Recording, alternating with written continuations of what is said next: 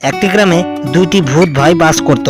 একটি নাম ছিল বলু এবং একটি নাম ছিল গোলু। তারা দুজনেই সৎ ভাই এবং সৎ দাদা ছিল। এক ভাই তখন বলল, আরে বলু, অনেকদিন হয়ে গেল, এখান দিয়ে কোনো মানুষ যাচ্ছে না, এখন আমরা কি খাবো বলতো? আরে বলু, ওইদিকে দেখো, একটি মানুষ এদিকেই আসছে, আমরা তাকেই খাবো।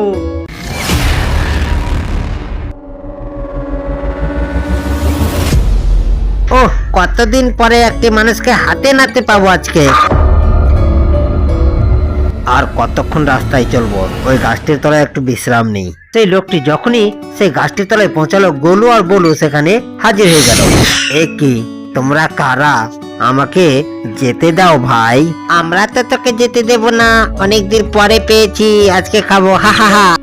এইসব বলে গোলু আর বলু সেই মানুষটিকে মেরে ফেললো এবং তারা যেখানে থাকতো সেইখানেই তাকে নিয়ে চললো।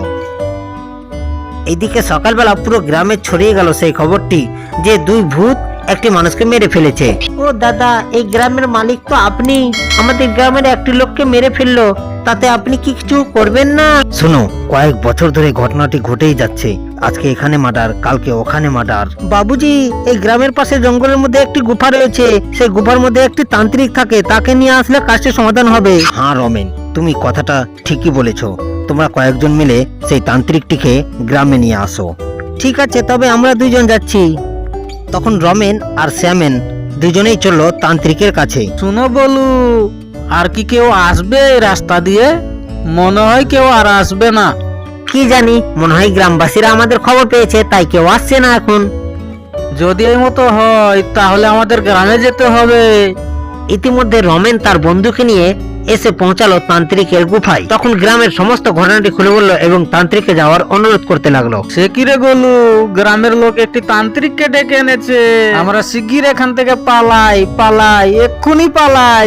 ওম ভূত ভূত কোথায় গিয়েছিলাই? ওম হ্রিং ক্রিং ব্রিং। ভূত যেন যাওয়ার জন্য রাস্তা ধরলাই, ক্রিং ক্রিং। ওম হ্রিং ক্রিং ব্রিং। ভূত যেন বোতলে ঢোকার জন্য তৈরি হয়ে যায়, টিং। শোনো, এই বোতলটিকে নদীতে ফেলে দাও, তবে রক্ষা পাবে। তখন বোতলটি নদীতে ফেলে দেয় এবং গ্রামবাসীরা ভূতের হাত থেকে রক্ষা পায়।